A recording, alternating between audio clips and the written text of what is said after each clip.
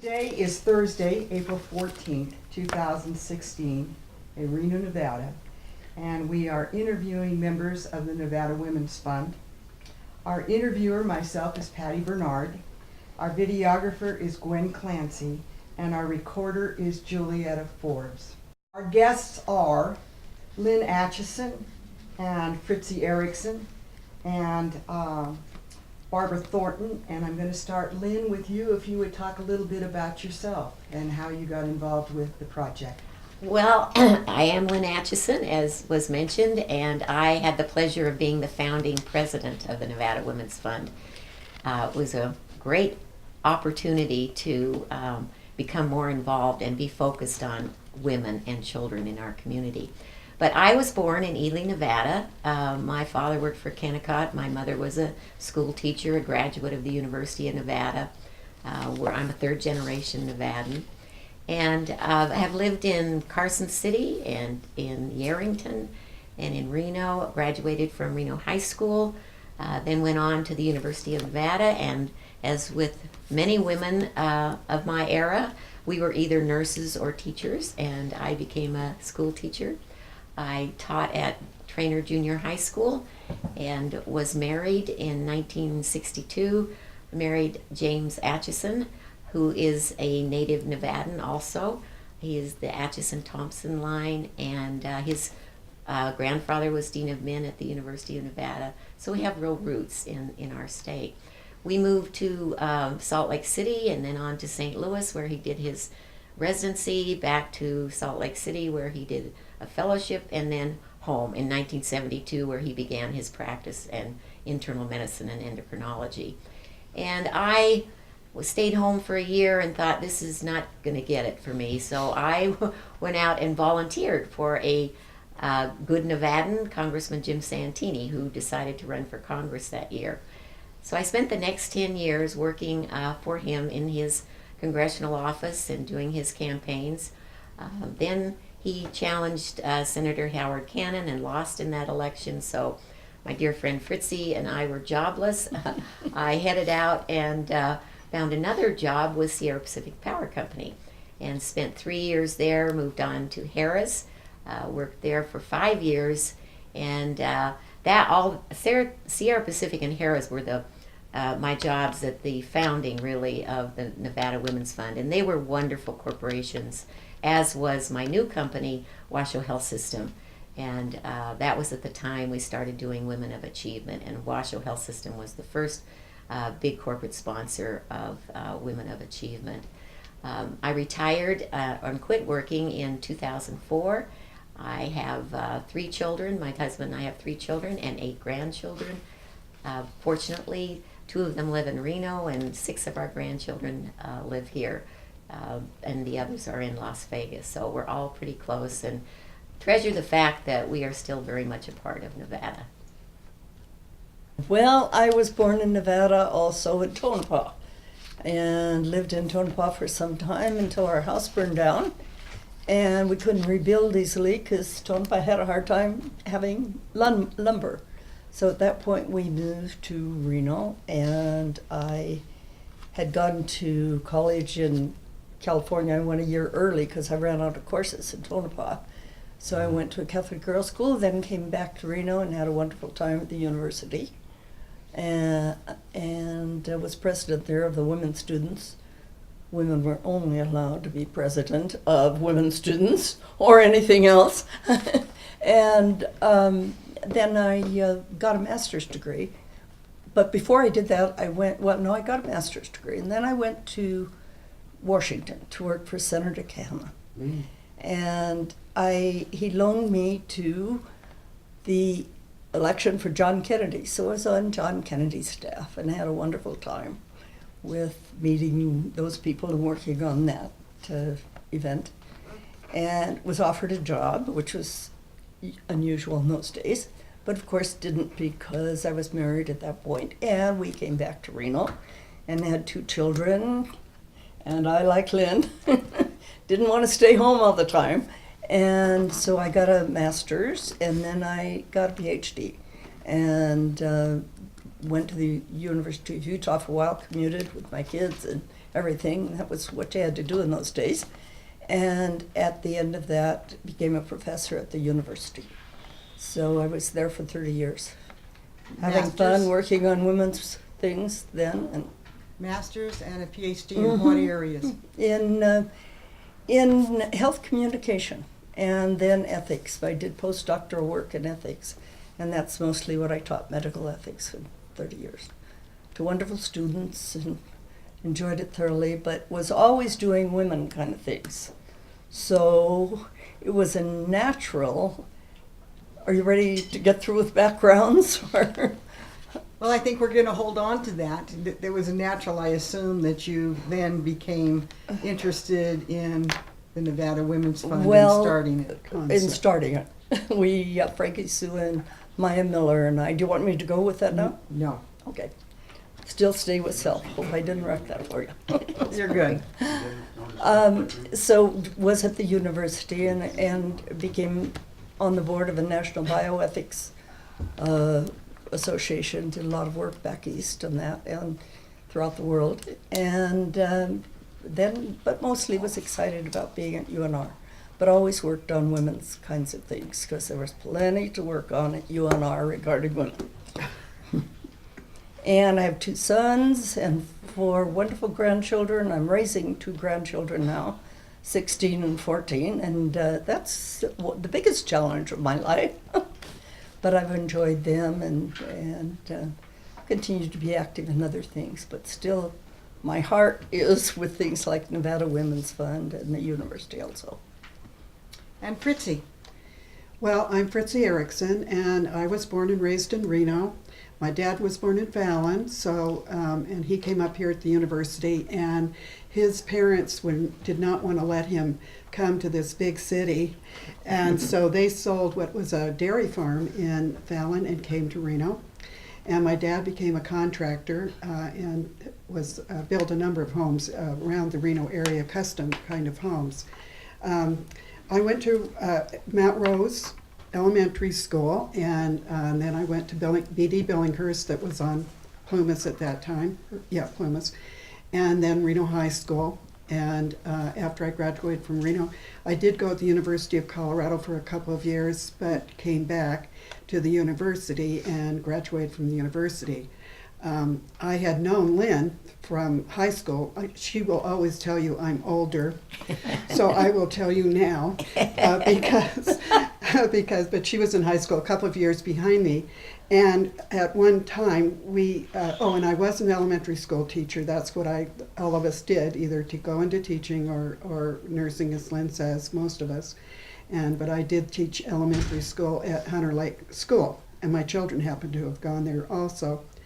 But I too went home after teaching for a while to raise 4 children, and we happened to move in the neighborhood where Lynn Atcheson lived.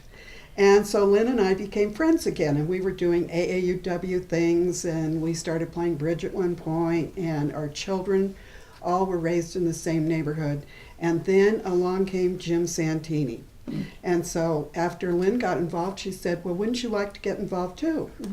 And I said, oh, okay. So Lynn and I worked on Jim's campaign, and after the campaign was over, I was asked if I'd like to join the district staff with Lynn and a number of other people who had worked on the campaign and was there the entire time that Jim was.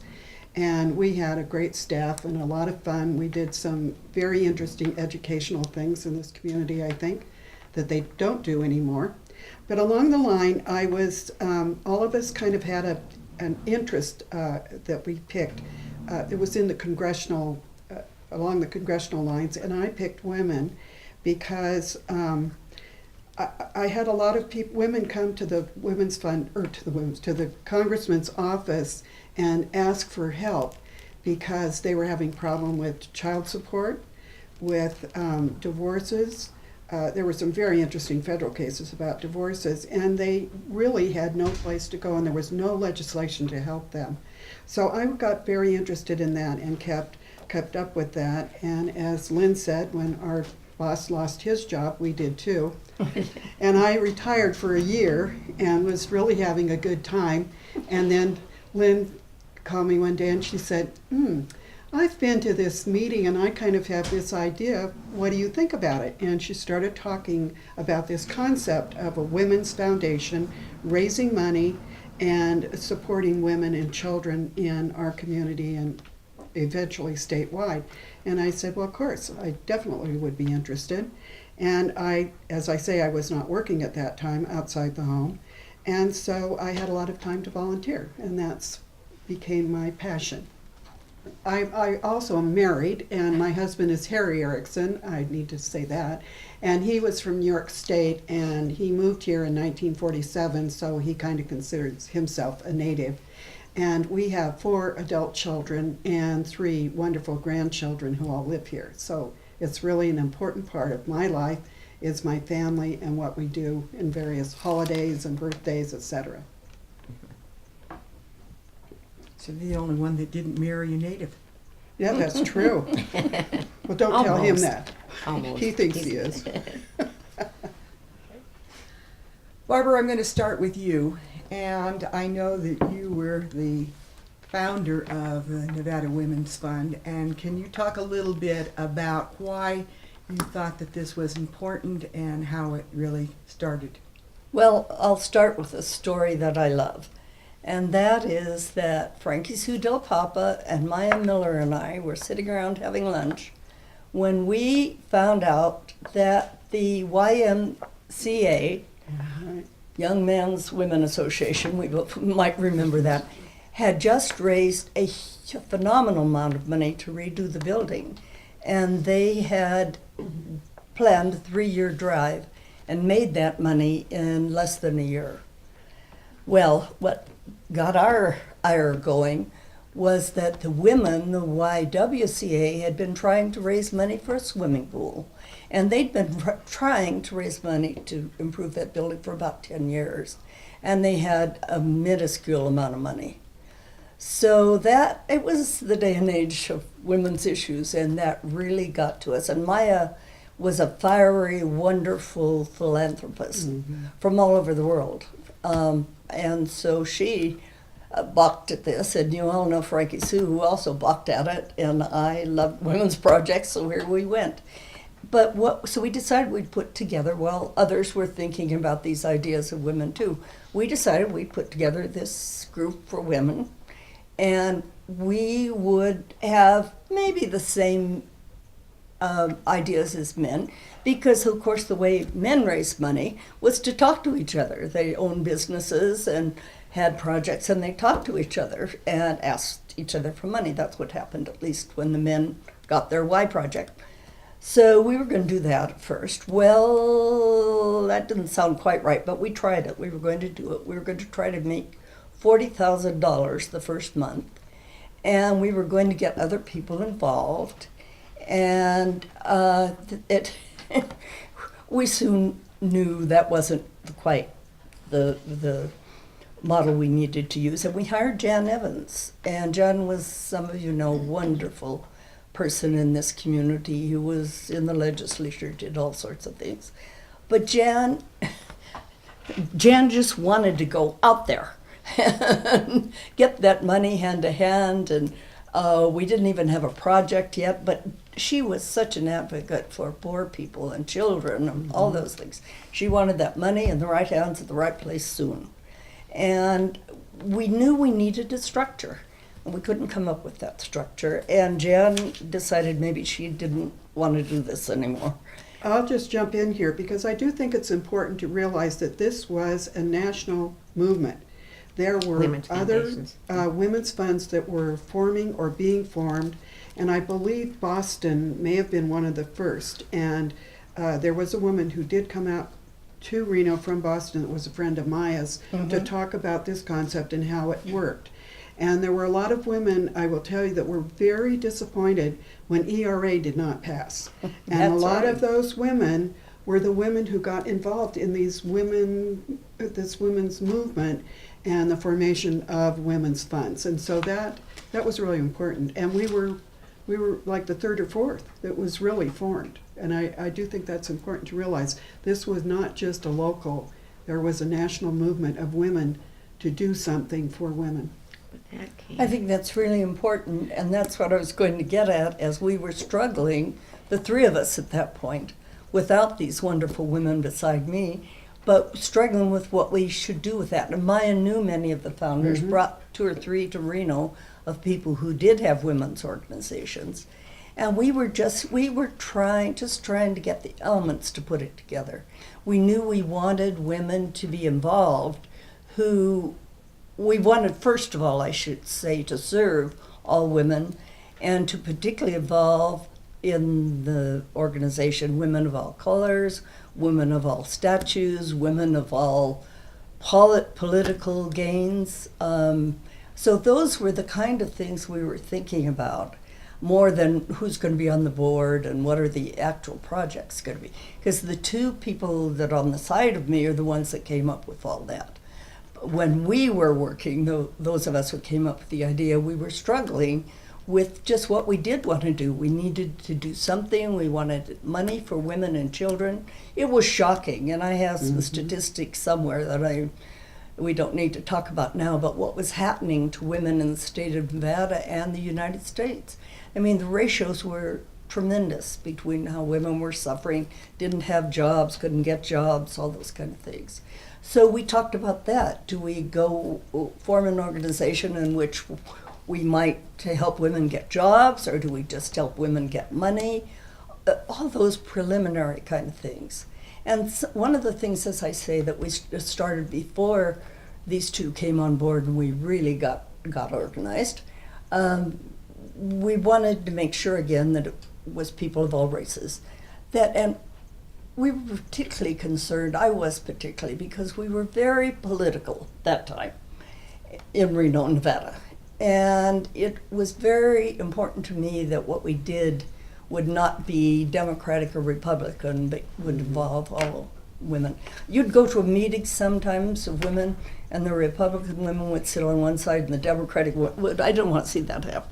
So we were very careful to say that our criteria would include all women and that it wouldn't be political.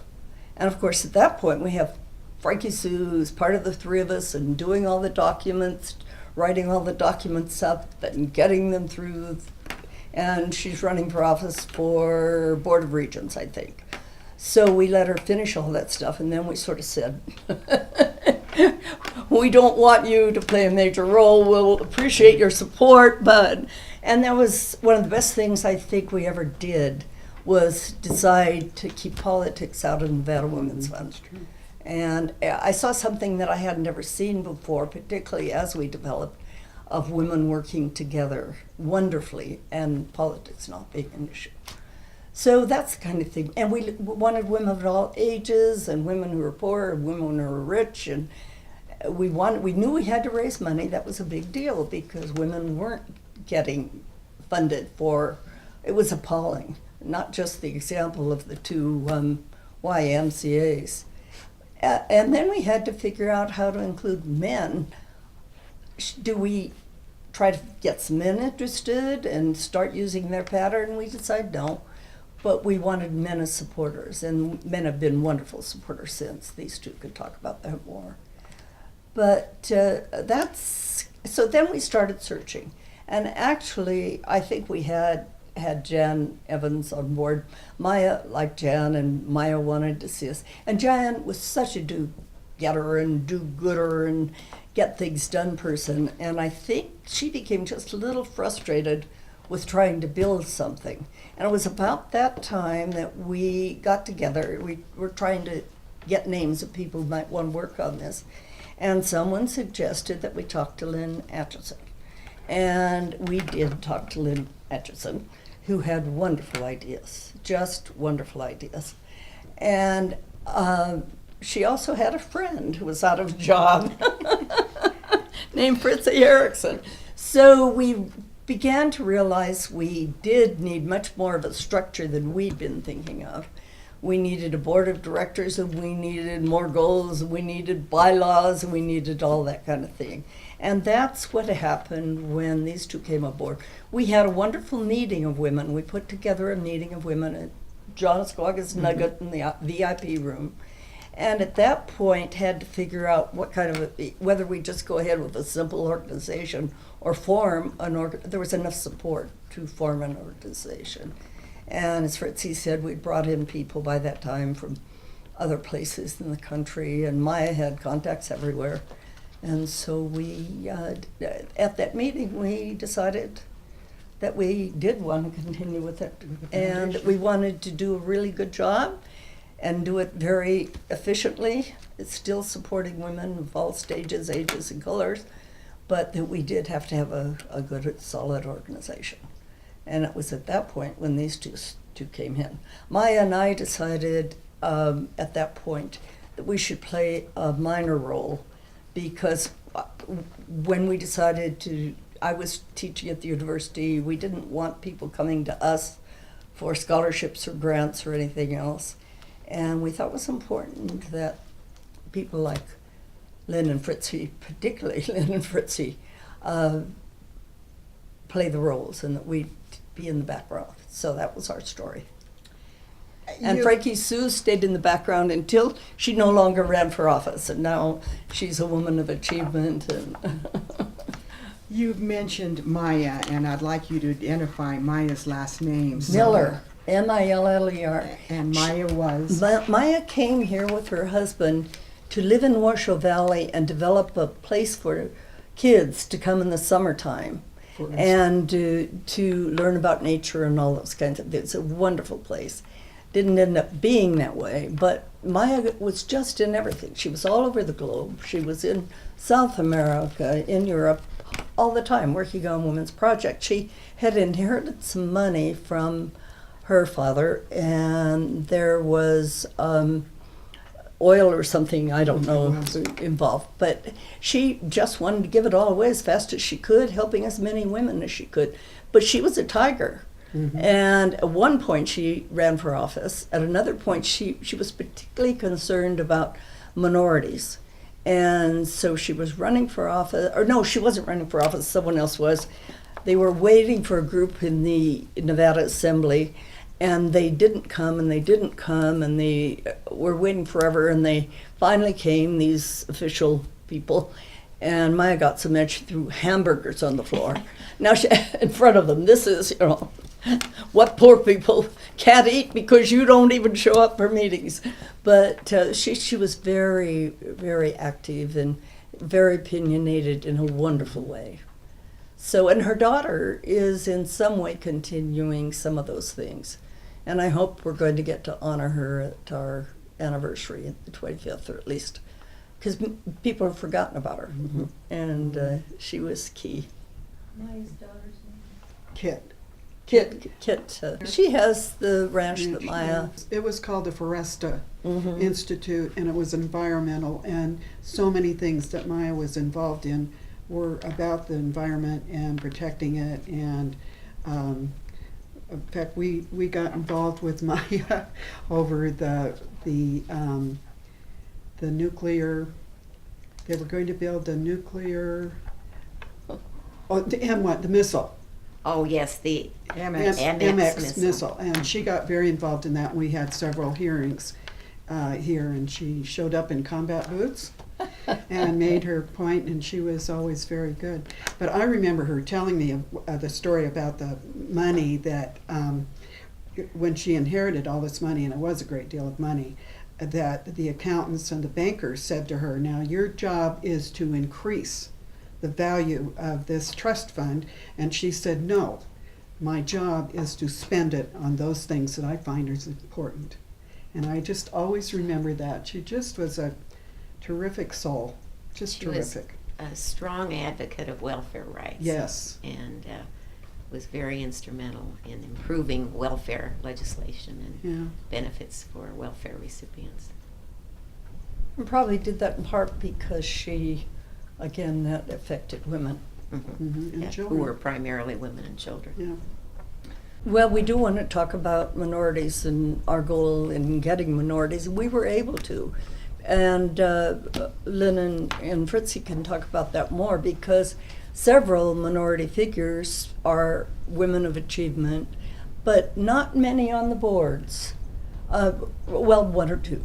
But it's just plain very hard hard. because of the very reasons we're trying to get money. Many of these women are working 1 or 2 or 3 jobs, sharp, wonderful women, and the ones that have titles and all those things are busy trying to write papers and make money, and it's just very hard. I think they have to live double lives and do so much more, and it's really hard to get women, but we did. Mhm. And that's what's important, is that we did, and we still have. I don't remember how many women we have on the our Women of Achievement, but we have at least 4 that I can think of fast. And so, yeah, we're working on that. But the other thing we wanted to do, we had to finally integrate men in this in some way. And there was even talk about, should we give awards to men? But we instead decided just to try to get them to be supporters. And we've had some wonderful male supporters. But that's all part. I want to end with saying that this dinner we had at the Nugget was what really solidified and allowed us to go on, particularly Lynn and Fritsi, because we got enough women there, enough support there, and it was real clear we needed to do this, and we would be able to make it. The gal from Las Vegas decided to go on her own, and I don't know what's happened down there really, but there we were. And once we incorporated, got a model, and we had Isabel, Queen Prince, Isabel. Yeah. Queen Queen Isabel's Isabel's dinner. That worked for a while, and well, they're going to talk about all that. Did you want me to talk a little bit about the Ford Foundation? I do. Because the Ford Foundation, I believe it was 1979, came out with a report that less than 6% of all the monies that foundations awarded in grants, less than 6% went to women and girls projects, specifically girls. And that was part of this whole activity or whole involvement of women across the country, that they were incensed to think that had happened. And so they decided if these foundations weren't going to take care of us, we're going to do it ourselves. And that really started, I believe, the movement towards having a foundation rather than just an organization. Fritzi, I'm going to ask you also, you speak about the Kellogg grid. Can you talk a little bit about that? Well, I think Lynn really can, but it was the Kellogg's that I believe United Way used it when they came up with selecting people to serve on the boards. Oh, it's board Yeah. composition. Board Well, I composition. came in when we had the dinner at the Nugget. There were maybe 10 or 12 of us, and what I took away, I didn't know anything about the previous work that Barbara and Maya and Frankie Sue had been doing. I just was asked to come with a couple other people to this dinner and talk about women's issues. Is this the Queen Isabella? No, no, this was this the is dinner at the Nugget. Just the Nugget dinner. Before, This is the early. and Barbara and Maya and Frankie Sue had been doing work, but they had been pretty much in their group, and I was not aware. We were just asked to come to this meeting to discuss about an idea, as I recall, that they had, and to kind of brainstorm. So what I took away from that meeting was that the concern was women in philanthropy, and that women needed to step up. We needed to give more, and we had to learn how to get more. Because as Fritzi cited, this foundation report from the Ford Foundation showing how little money was going to specifically women's organizations and women causes, and that there weren't a lot of women philanthropists either. So it really raised a consciousness, I think, for a number of people there about, we need to also be better contributors as well as learn how the techniques of getting money. And my background had been for the past 10 years of raising money for a congressman. So we all brought particular skills. And I didn't have the concept. That was Barbara and Maya and Frankie Sue to start this group, although I had really strong feelings about women. I grew up in a family with a single head household. My mother raised us. Fortunately, she was well educated and had a good job and could support all of us. But I had experienced through my life and seen and was part of ERA about how women needed to be clear leaders in their community. So I was very much into women's leadership and women taking charge. And I loved to do organizational things. So I could contribute in terms of a model and how to get the money, go after and get the money that we needed. I had served on United Way, been part of United Way, had served as chair of the United Way board. So I had good training, board training. We did a lot of board training in United Way. So I had good training on how to put a board composition, and where truly our mission, once we got going and I became the board chair, and then it was putting together this board of directors, we really did want to find a person of low income to be on the board. I don't know that we ever succeeded in those first few years because it just wasn't a comfortable position for many women to be in, or they didn't have the time. But we truly made an effort to do that. We did do fairly well in terms of ethnically and culturally different backgrounds. But we had to keep our eye on, if we want to benefit women and children, if we want to provide scholarships, and we want to improve the lives of women and children, we have to raise money. And so our board had to be composed of women who were willing to do that, had connections, and could go out and get the money that we needed to do what we wanted to do. So that was our challenge, and we looked for different skills. We had accountants, we had attorneys, we had people in social work. We tried to connect to the different facets of the community so that we could reach out and know what critical issues were of women and children, but also have women of some stature and presence who could also go out and raise money for us. So that was the challenge the first few years, putting together bylaws. There were many models there that we could use to replicate our bylaws. But I think the major challenge of an organization is truly defining your vision and your mission, and what are we about, and then to keep focused on, because you can get carried away, and we easily could have in those first few years. And I have remained active in the fund for over 30 years, but not certainly at Fritsi's level. But and I think that's constantly what we come back to, is what is our mission? What are we truly trying to do? And the bottom line is, if we are going to benefit women and children, then we have to have the resources to do that. And the board has to be engaged and willing to raise the funds to do that. And I think that has been successful, and why the Women's Fund has been sustainable. It has managed to be successful over the years. But also because it channeled finally its goals in terms of what Lynn is saying. I mean, the mission really became not trying to save the world or all the women in Nevada, but to raise money and to teach women how to to give money. We ran into some issues of women who just really didn't know how to give. And then the issue became, do we expand our plan or not?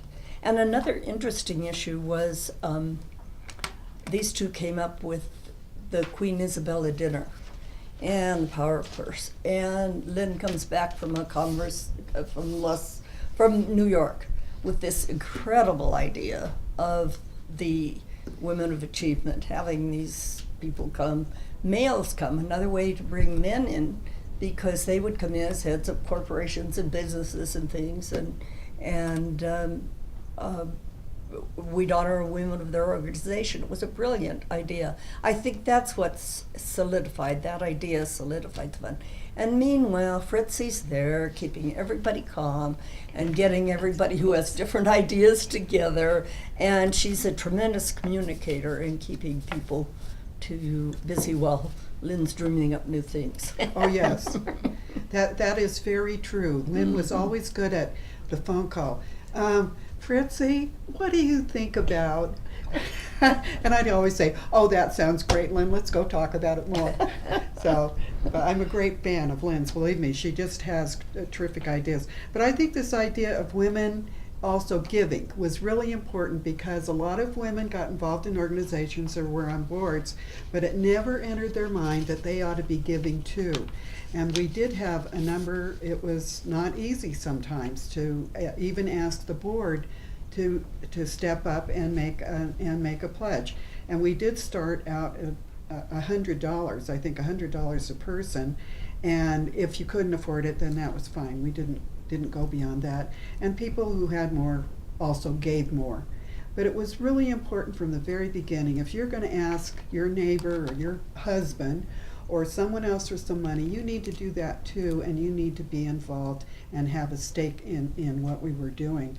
So we started out with $100, I remember that, and an argument over that sometimes. And I do believe they are now 100% board givers, and I think it's at $1,000.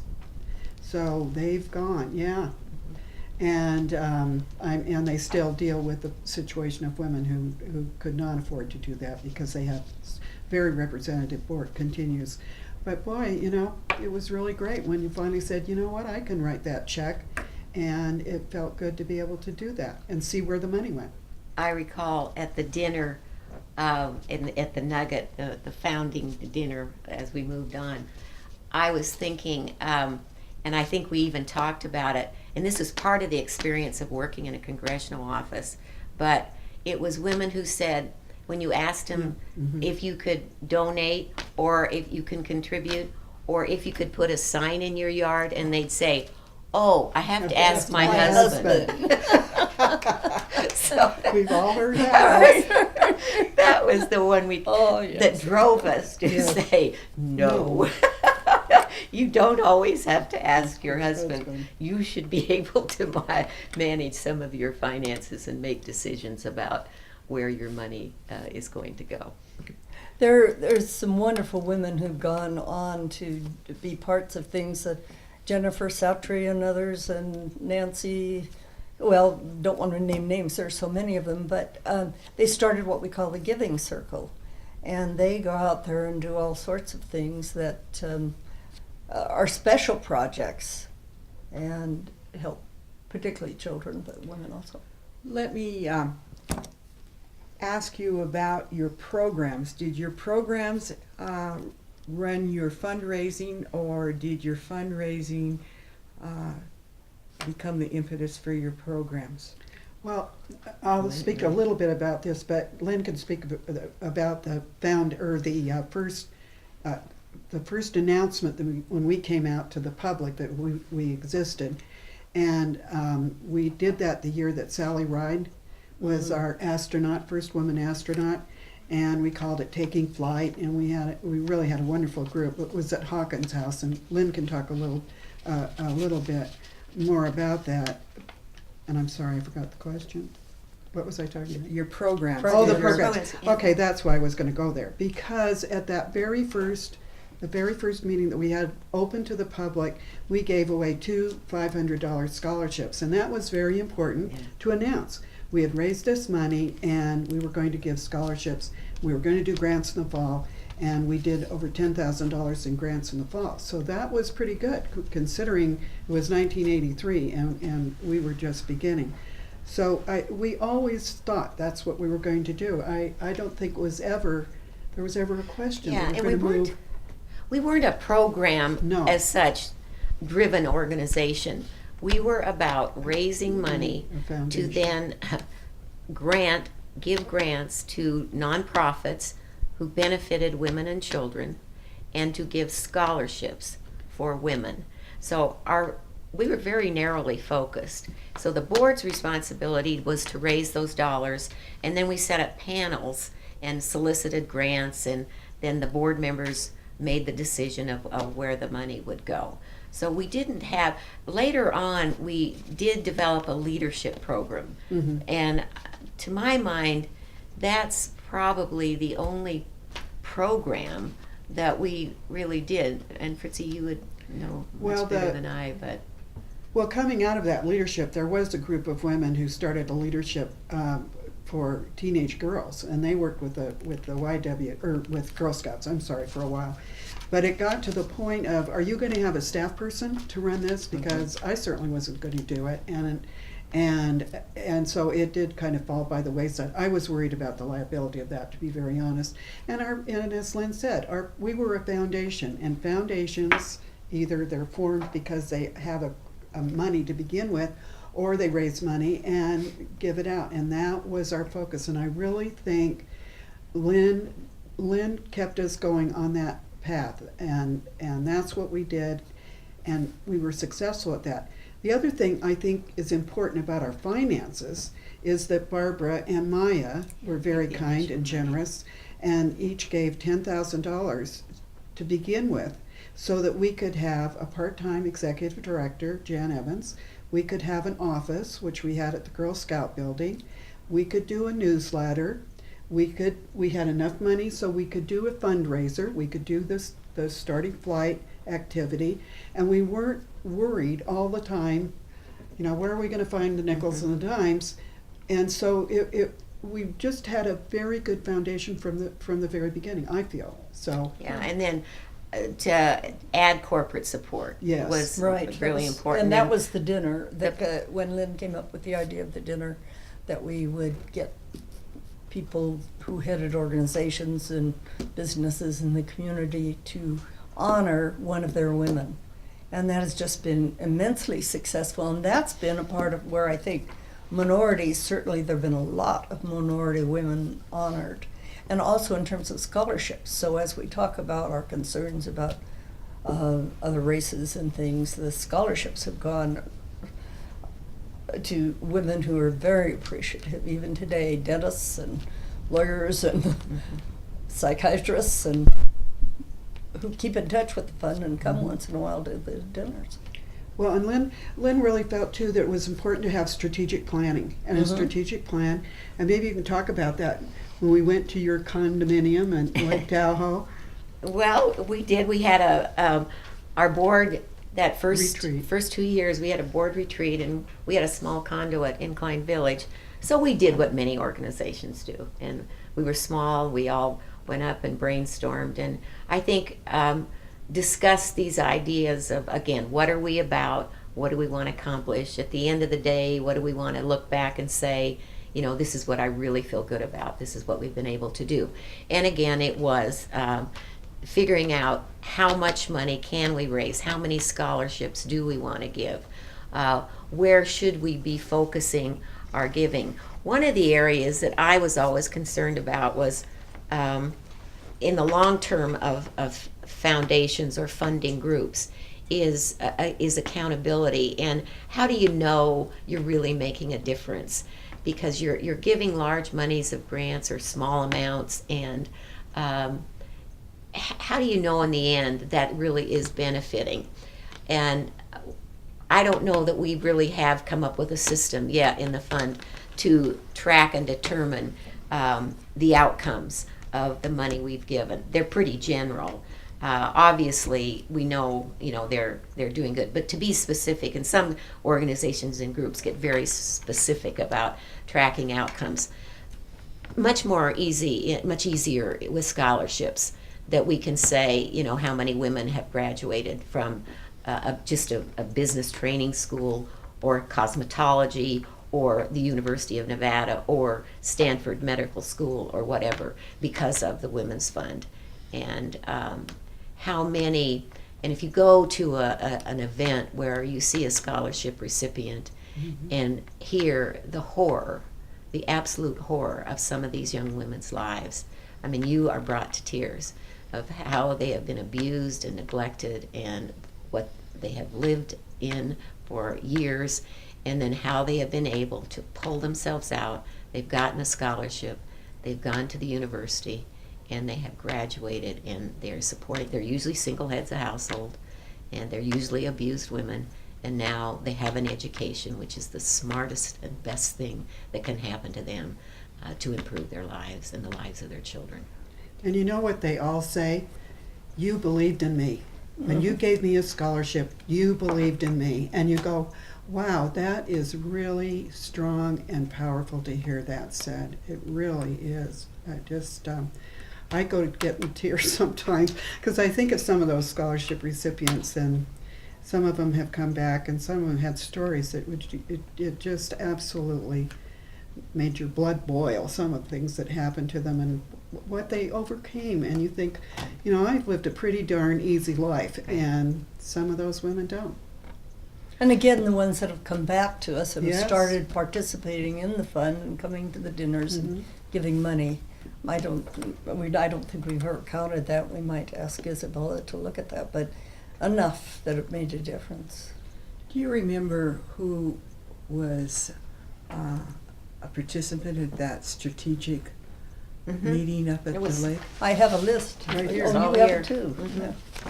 Yeah. Well, people Yeah, like open Faye Anderson was at Sierra Pacific Power. I think people who This came is- out of this is corporations, for that were part of strategic planning was very helpful. Cookie Bible, Fiona Combs, I remember Gwen O'Brien. Gwen is still a practicing psychologist, but you need that blend to keep, because some of us are numbers oriented, very strategic, business directed, and then you need the balance of the Gwen O'Briens and the social workers. And Janelle Richards was very clever. She was actually the one who came up with the Queen Isabella dinner. Although the woman came up with the cash. He sailed the boat, but the women came up with the cash. And that was our first big fundraiser that generated thousands of dollars for us, which was big at that time. But Mary Lou Fulkerson was an artist. We just had Carol Stringham was in small business, and Barbara Weinberg. Barbara Weinberg had been very involved in AAUW, the American Association of University Women, and they have a very fine structure. They're much more politically oriented, but she had great ideas and could, again, keep focused on. Barbara really keeps you on task, and she does not let you wander off into where you do not belong. So. Well, But it was really the whole board. Joyce Newman was a geologist and very bright. We just had, we were gifted with a founding board that was very talented Well, and dedicated. Barbara Grunwald and Yes, Jeannie Botts wrote the first set of bylaws, and Barbara was an attorney, she still is, and Jeannie Botts, who's passed away, worked for the state of Nevada. And I mean, it was just a joy to go to meetings and hear them talk about, this is why I came up, this is how we came up with this idea, this is what we think is important. And it was great. That founding board was really super. And they still come to things, which is really, really important too. And I think, too, now many of us have parents who have passed away, and so we're able to set up memorial scholarships in memory of Fritsi has one. I have one for my mother. But that's been another important part of the fund, is the endowments and setting up this scholarship fund in perpetuity for scholarships. And we get to name, have some say in terms of how we would like to direct the scholarship. We don't choose them. The board, the Women's Fund board, does that. But that's been another avenue to generate money for them. And again, the result is we're educating women to improve their lives. This next part, I'd like to talk about growing pains for the organization. And we seem to always want to, and we should always think of Southern Nevada as our largest component of the state, but there are sometimes problems in perception with the two parts of the state. So my questions would be running around, was a statewide organization ever considered? And we've talked a little about the Queen Isabella Gala and fundraising, but that's an ever ongoing type of a problem. And something that we don't always think about, which is technology changing, and how do you reach a new medium to new groups of people. And then which you have faced, which is challenges of changing directors and CEOs, and I'm not sure who I want to direct that initially to, but please all fill in. The first part I'll fill in because I can do it real fast, and that is we did, of course, as we're coming up with the model for the fund, we did think about it being statewide. And I think we were very wise in not pushing that. One of the women who signed our initial papers was from Las Vegas, a friend of Maya's. But it was just clear it was going to be too much. And there were some meetings, probably these two went to meetings later, where it was more talk about being a statewide organization, but just didn't quite pull together. Well, I could go on with a little bit about that because Bonnie Bryan, Dick Bryan's wife, was really did want this to be a statewide organization, and she wanted us to go into Las Vegas. So they invited me to come down, and I did go down and talk with them about the Nevada Women's Fund and what we were doing, and that we would really like to have this statewide and wanted to include Las Vegas and all of the state. We wanted to go into the rurals, etc. And finally, one woman said to me, well, just because it works in Reno, don't think it's going to work here. And I thought, there it is. And they were really very negative. Bonnie Bryan was the only one, and I met with a lot from Junior League, and we thought that might be a group that would be open to moving forward with the group in Las Vegas, but it was not going to happen. Now, after that, I can tell you there is a group that did form in Las Vegas, and I did meet with them. I did go down. They do not call themselves, I suggested they call themselves the Nevada Women's Fund of Las Vegas or something like that. Well, they came up with a name that I thought, oh, I'm glad we're not involved. The Chrysalis, I think, Foundation, and I do believe they're still active. They work with women in re-entering the workforce. But we have, as far as I know, the Nevada Women's Fund has never had any more contact. And it's really too bad. I don't know. They have to decide that's what they want to do and form their own organization and, make it their own. I don't know. Well, I think that's something that's pretty unique about our community in that, and people do marvel that Reno was able to create this Nevada Women's Fund. And they think, oh, we need to do this in Las Vegas, but the dynamics are very different. And it worked extremely well here, and it didn't, it just didn't fit there. And I think there are many instances of that, of projects and efforts in the northern part of our state that have gone extremely well. And I think it is the closeness, we're smaller, the bonds that people have, and respect and admiration for one another and support. We have a very small, really giving community, but they give to everybody. So I think Nevada Women's Fund would be one example of something that truly was special for the North. And they did, the fund's done a special thing also with Women of Achievement. It's at least included one or two from small counties. Mm-hmm. And some of the scholarships, of course, have gone to kids from, we did 2 Indian women American Indian women who've done incredibly well and are still very loyal to the fund. So there are people outside, even though it's Reno's the headquarters. Well, and several in Las Vegas. There's been a number of women who have received scholarships, some who have been going to the University of Nevada at Las Vegas or the law school there, and now I think the dental school is open. Mm-hmm. And so there have been a number who came here from Las Vegas, but they're going to school up here. And technology changes. How have you changed the way you approach your benefactors? Well, I can tell you, when I walked into the Nevada Women's Fund office, we had an electric typewriter plugged into the wall, so I knew it was electric. No, I had worked with electric typewriters with the congressman. And we had metal desks that were donated to us from Gray Reed, had ceased to exist, and they had all these desks in storage, and so they gave us those. They gave us 2 desks. My family gave a long table that they could use as a conference table in the office, and then we had 3 or 4 file cabinets. And so when I went in there, we kept all of the information on donors on 3x8 cards in a filing, just shuffling through. And then we had a woman from IBM, Lori Chappelle. IBM had an office here, and they gave us this electric typewriter. Wow, we were really cooking. And then they gave us our first PC, and that must have been 83, 84, the great big box that sat on the desk. And I said, oh, I don't think so. I don't know if we'll ever do that. But fortunately, hired a young woman who part-time, and she came in and she said, oh, I know how to do this. And then someone set us up with a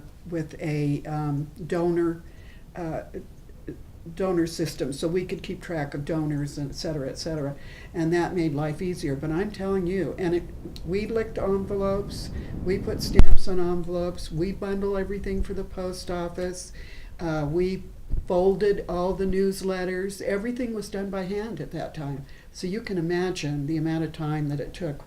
But that was important because board members had to participate and help move all that along. So yeah, that's exactly how we started, was with the things from the 1980s. What's been fascinating to me about fund development and working with some other foundations and programs that they have to track donors, and a popular one is called Razor's Edge. Yeah.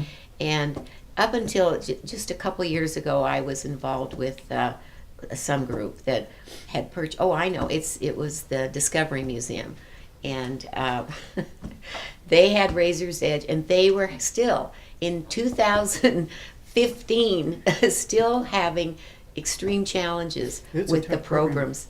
It's not just buying the program, putting it in there, and then everything's hunky dory. It is still a real challenge. But those who are successful find a way to master those programs, because tracking donors, and I think the models now are political campaigns, and I think actually Obama's campaign 8 years ago was the model for nonprofits, for profits, for anything, of how you collect data and information about donors, and that you constantly are asking. And we see that today. If you go, I'll go home and open my computer and I'll have about 10 emails from Catherine Cortez.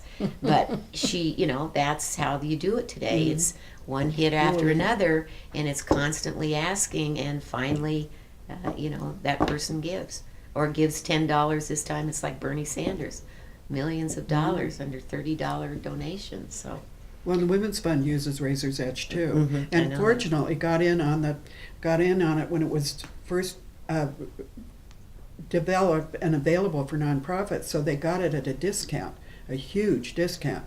But the training and if you have a lot of people who start inputting information or pulling information out, can really cause huge problems. So you've got to have almost a staff person or even a volunteer who that's what they're going to do, and everybody else keep your hands off of it, and if you need information, they'll get it for you.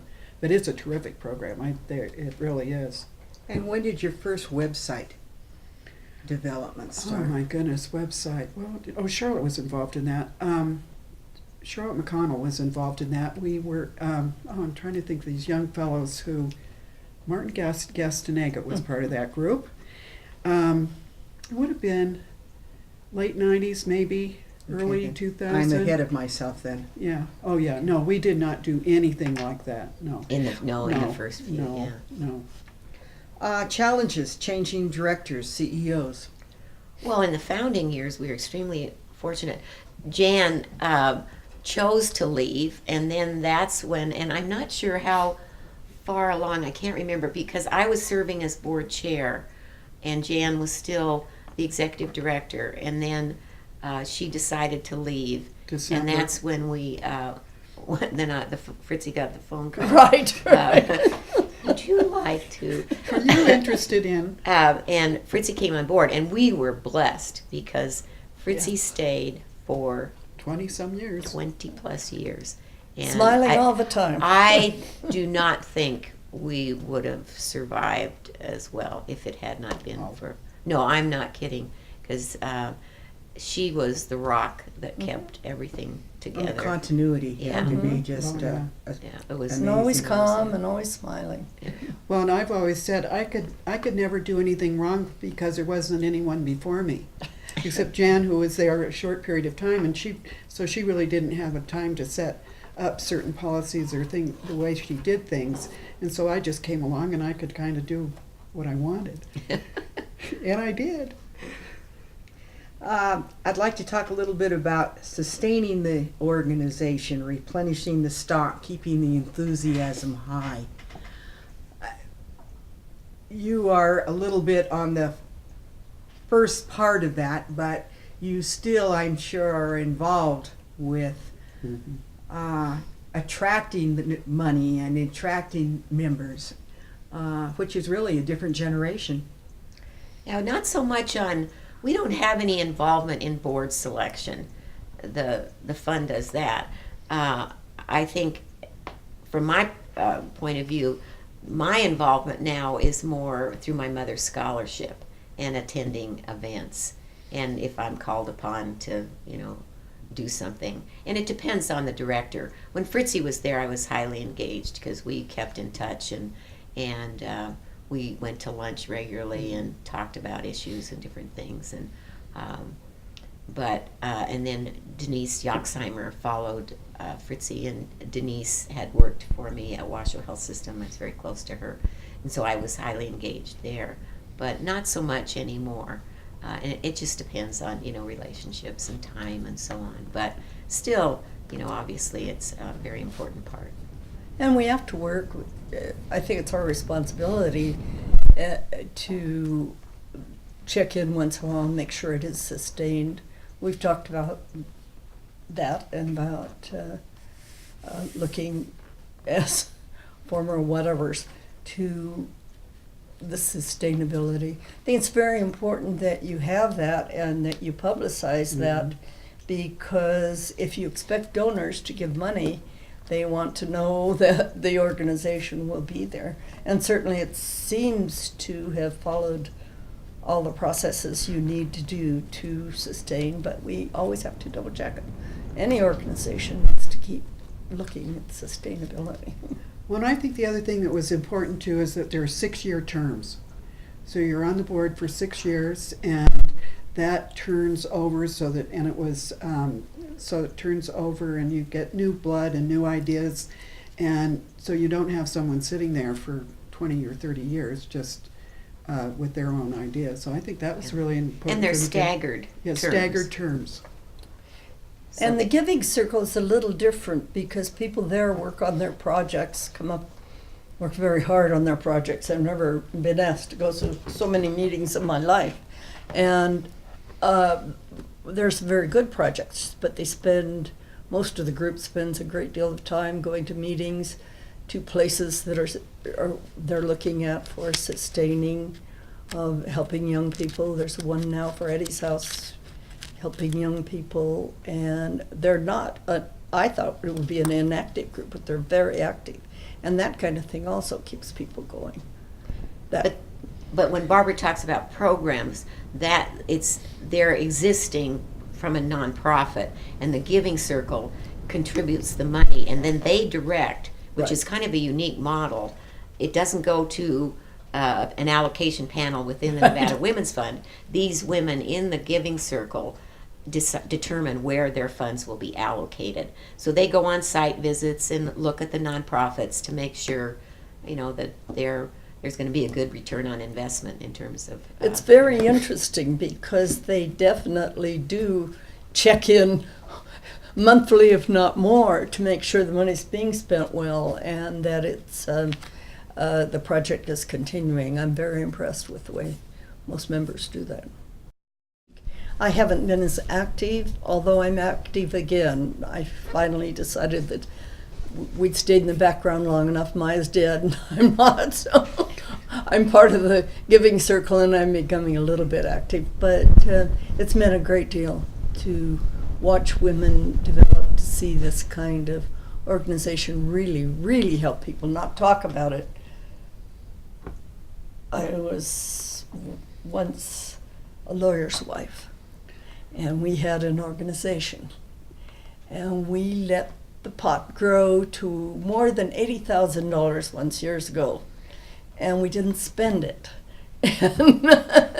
And I didn't like that very much, and lawyers organizations are no longer available. But there's a big difference between that kind of an organization and Nevada Women's Fund that gets out and has a system, and you give, and you have events to give at, and what have you. So I think it's been a great model. I'm pleased to have been part of it. Fritsi?